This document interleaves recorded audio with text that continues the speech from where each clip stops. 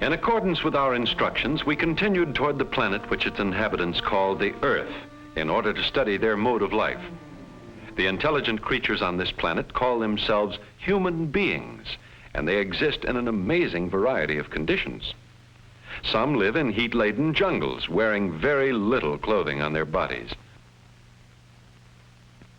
We found others who cover their bodies with great gaudiness, even though the heat may be just as great. Some shovel food into their mouths with tiny silver utensils.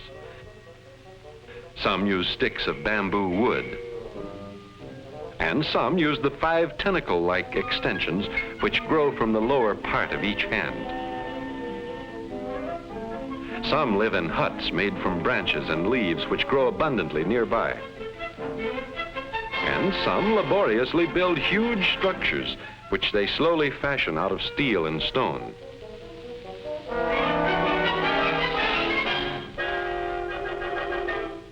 And yet, in spite of these great differences, we found that all these human beings share many things in common. Each group has built up its own established mode of living together, a network of customs, habits, attitudes, and ways of doing things which it has acquired through the ages. This mode of life is called by the Earth's social scientists the culture of the group. It provides an organized system of behavior for the members of the group, giving them a framework within which to shape their lives and presenting them with common motives and goals toward which they direct their everyday activities. Whether persons belong to a primitive tribe or to a complex civilization, they know fairly well what life has in store for them because their culture has marked the way. These cultures are vastly different from each other. The kind of land in which the culture exists plays an important part in shaping its pattern. Biological characteristics may account for some of the differences between cultures. But the main reason why there are so many different kinds of culture among the people of the Earth are the differences in their historical experiences. Despite these differences, there are many universal problems faced by all people, which their different cultures solve in their own ways. They all have ways of taking care of their material welfare, such as getting food and ways of providing shelter for their bodies. They have ways of getting tools and instruments and other things that they need to help them satisfy their wants. They all have some kind of family organization in which the culture will be learned and perpetuated. This is one of the most basic factors in every culture, since without it, the culture would die out. All human cultures have language, and there are thousands of different ones. How much is this? Wie viel habe ich dafür zu bezahlen? 这个多少钱? Quanto costa questo? Isca dankere? In addition, they all have gestures, which sometimes make mere vocal language seem quite inadequate as a means of communication. Every culture provides a means for those members who conform to maintain their self-respect and the respect of others. All cultures, through their various religions and mythologies, provide some explanation of man's place in the universe. And every culture has its way of expressing a love of what its own people think is beautiful. However, their tastes may differ from that of other cultures.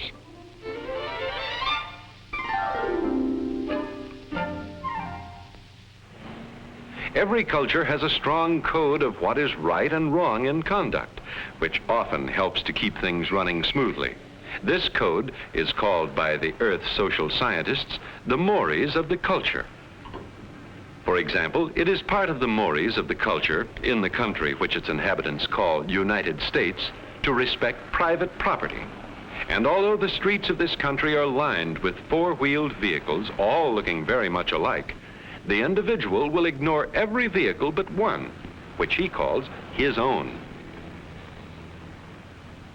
So powerful is the force of a culture that in a society where male members on certain occasions are expected to wear small horizontal decorations under their chins, a member who instead wears a vertical decoration suffers great agony and mental distress.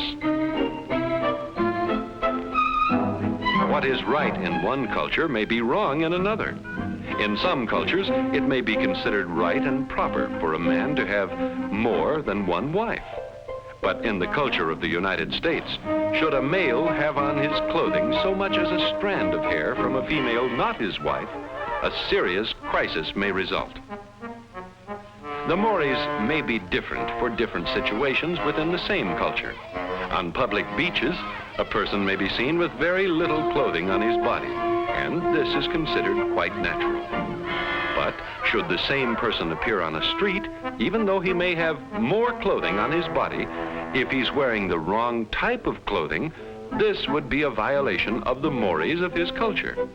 Not only would he shock other members of his society and cause great disturbance, but his society might also take official action to stop him from this violation of its mores.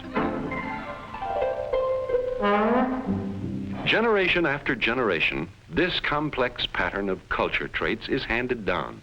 The group has two ways of transmitting its culture to ensure its continued existence. One way is through the natural tendency of children to imitate their elders and to learn from them. Another way is through the direct teaching of the culture to the younger generation. No, it's still my turn. My turn. Children, you must share your things. You mustn't be selfish. People should always share things. Oh, all right, here. Formal teaching in schools plays a large part in keeping a culture alive through the generations. That was why he said, "Give me liberty or give me death." To him, individual liberty was more important than life itself. This does not mean, of course, that every individual soaks up the culture of his group in exactly the same way. The individual accepts or rejects specific culture traits, depending on many things. For example, his own personality and the environment from which he comes are extremely important factors in determining what he accepts and rejects. But there are only certain culture traits on which there can be a choice of acceptance or rejection.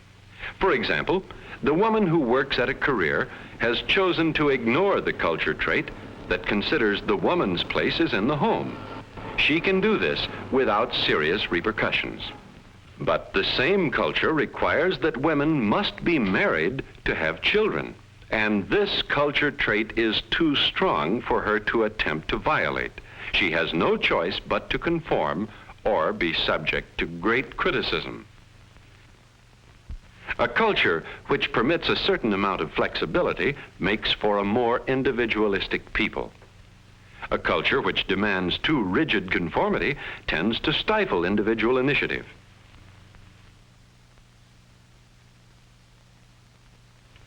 Thus, the individual himself is shaped by his culture, just as he helps to shape it.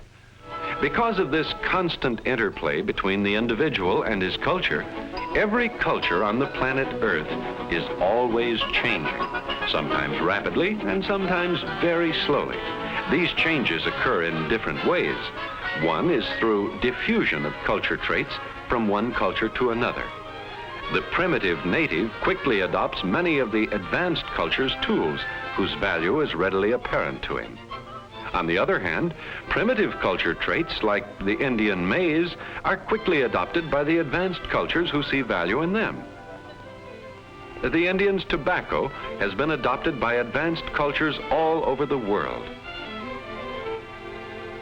The white man's foot is often clad in the Indian's moccasin, just as the white man's shoes are seen on the Indian's foot.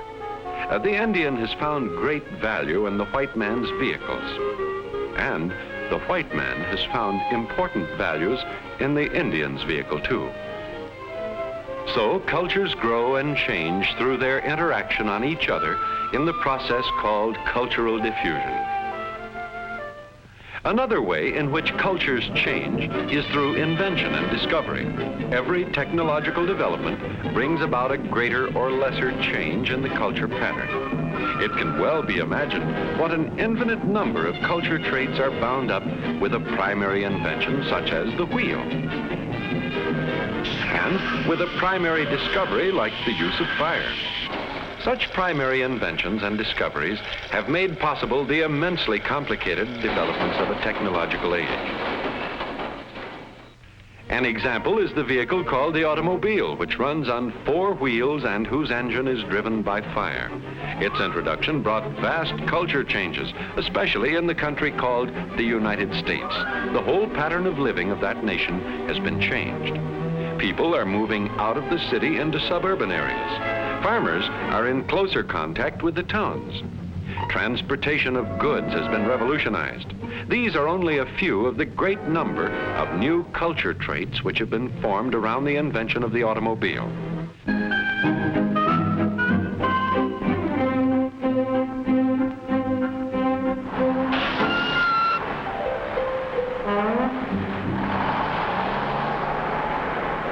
But the inhabitants of planet Earth do not always welcome culture changes. There is often a resistance to anything different from the habits of the past. Julie, when I was a girl, we wouldn't have been caught dead with no more clothes on than that. My stars, what are our young people coming to these days? Oh, Granny, everybody dresses like this. Well, I don't approve of it. Material culture traits like clothing change faster than non-material culture traits. The youth still feels he should walk on the street side of his companion, even though the material reasons, such as muddy streets, no longer exist. The military man's salute, originally to lift the visor of the knight's helmet, continues in spite of the fact that knights have been gone for hundreds of years. But even though material culture traits change more easily than non-material, change of any kind is often opposed by vested interests.